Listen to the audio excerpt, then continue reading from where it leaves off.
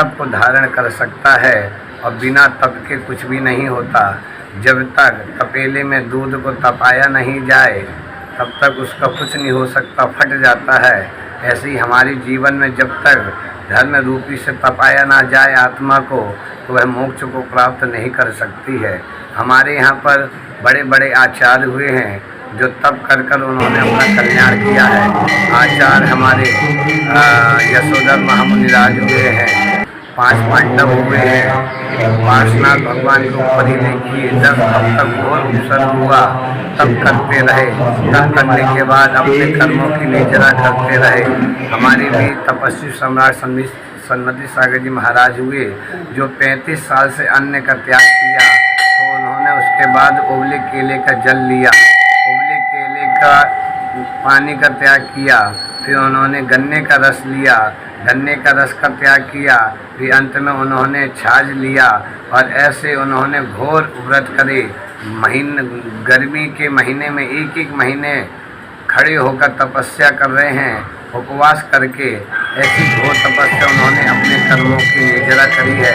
जब तप करना पड़ता है तो क्रोध कसाय आदियों को दूर करना पड़ता है। तब करने जब तक शरीर को तपाएंगे नहीं तब तक हमारा कल्याण होगा नहीं। जैसे सोना को तपाना पड़ता है चमकाने के लिए, तो सोना को अग्नि में डालना ही पड़ता है, तब जाकर सोने की चमक आती है। ऐसे ही ये मिट्टी के शरीर को, इसके अंदर जो आत्मा है, इसको तपाना पड़ता है, तब जाकर ये मोक्ष को प्राप्त करती है। मोक्ष इतना आसान नहीं है। मोक्ष मार्ग पर जाने के लिए कांटों के पथ पर चलना पड़ता है, तब कमल रूपी फूल हमको प्राप्त होता है, तब सिद्धालय प्राप्त होता है। तो ऐसे हमारे बीच तपस्वी सम्राट सन्मति सागर हुए, जब 72 साल की उम्र में उनकी समाधि हुई। उसके बाद हमारे गुरुदेव विद्यासागर जी महाराज थे, उन्होंने 6 रसों का त्याग किया। उबली सब्जी, उबली दाल, पूरी रोटी लेकर उन्होंने भी 78 साल तक उन्होंने तपस्या करी। बिना चटाई, कितनी भी गर्मी, कितनी भी ठंडी हो, चटाई का उपयोग तक नहीं करते थे। और उन्होंने भी घोर तप करके 78 साल की उम्र में उन्होंने समाधि को प्राप्त करके देवगति प्राप्त करी है।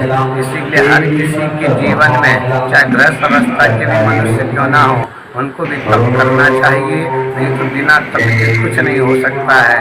और अगर अपनी आत्मा का कल्याण करना है, क्योंकि देश तो आज़ाद हो गया है लेकिन हमारी आत्मा आज़ाद नहीं हुई।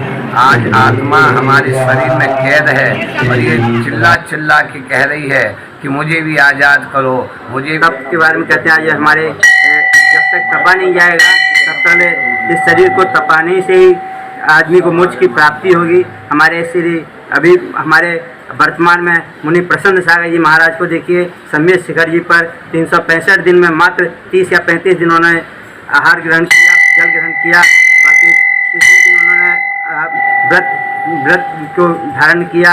ऐसे ऐसे अभी हमारे बहुत से मुनि महाराज हुए हैं जो हैं और जो तप करते हैं, तप करके मोक्ष को प्राप्त करते हैं। देखिए कितना शरीर को तपाना पड़ता है। एक हम लोग अपना शरीर का एक बार नहीं तोड़ सकते हैं, वो 2-2 महीना में अपना पूरा केशलोचन करते हैं। कितना बड़ा तप है, हम लोग एक बार नहीं तोड़ सकते हैं, इतनी हमारी हिम्मत नहीं है। वो तप करते हैं, हमें भी तप करना चाहिए।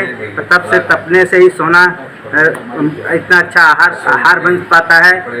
तपना बहुत ज़रूरी है। इसलिए अगर जीवन को सार्थक करना है तो शरीर को तपाना ही होगा। तपाने का मतलब है कि हमें नियम लेना पड़ेगा और नियम को निभाना पड़ेगा।